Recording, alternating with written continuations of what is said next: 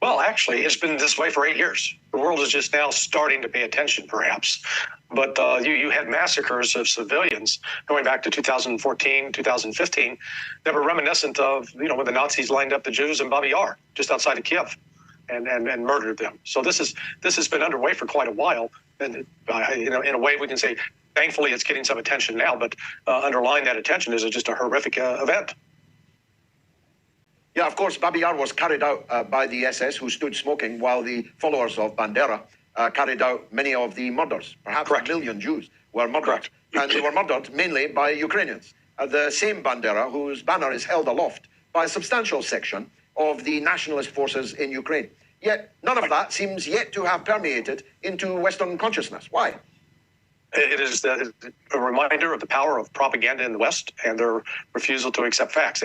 They have conveniently tried to erase every reference to the Azov battalion and to its connections with not only Nazi imagery, but the slogans and the rhetoric, what they profess to believe in.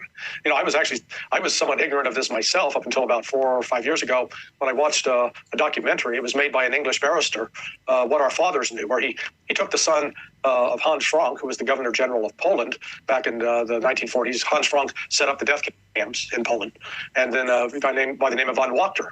Von Wachter's father was the Gauleiter of Ukraine. And so these were now old men. They were well into their 70s when this was made. And they went back to Ukraine and came upon, and in this documentary, there were modern-day Ukrainians marching around in Nazi uniforms celebrating the SS division, the Waffen SS division that had been formed by Ukrainians at the suggestion of von Wachter. And there was a very old man in that group, when he learned that this was von Wachter's son, comes up to him and embraces him and says, "Oh, boy, we could sure use your dad back here again." So this notion that the Nazi elements were somehow relegated to the past is just a lie. It's very present, it's very real, and it should be opposed with all of our effort. And yet, Britain and the United States, who both had tens of thousands of soldiers killed in World War II at the hands of Nazis, are now basically embracing the Nazis. I'm very cognizant of the fact that what became the CIA, growing out of the OSS, and then there was military intelligence, and then in 1947, the CIA was formed. They recruited Klaus Barbie. Klaus Barbie was the head of the SS, the Gestapo, in France, and was responsible for the deaths of men, women, children, tens of thousands. And yet we signed him up, protected him as an asset, used him, on the justification that we were afraid of the Soviets, even though the Soviets had been our allies in World War II. And the fact of the matter is, without the work that the Soviets did in fighting the Germans, it's unlikely that the United States and the United Kingdom would have prevailed in the Second World War against Germany. The West, really the fate of NATO and Western leadership is at fate, is at risk here. The outcome of this war, which I believe is already predetermined, just because of the realities on the ground, it's going to mean an end to the American dynasty, the American supremacy that it has enjoyed since the end of World War II, particularly since the collapse of the Soviet Union in 1990. The United States has enjoyed being the biggest and baddest person on the block, the biggest state.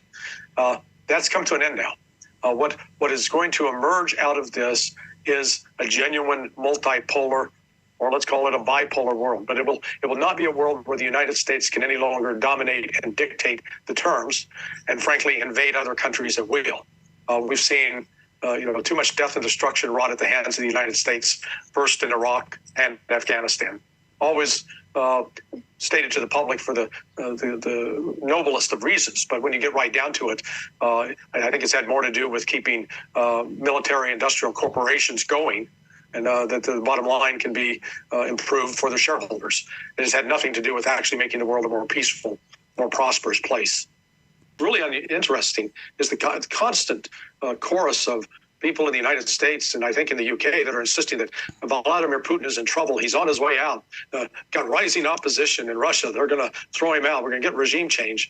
And what's really going on is, what I've picked up is, there's frustration in Russia. They want Putin to be tougher and more aggressive against the Ukrainians. And I think when the history of this epic is written, Putin will be judged as a great man in history, because of his moderation, because he could have done things in a very, more violent, more destructive way, and he actually tried to be more constructive and positive.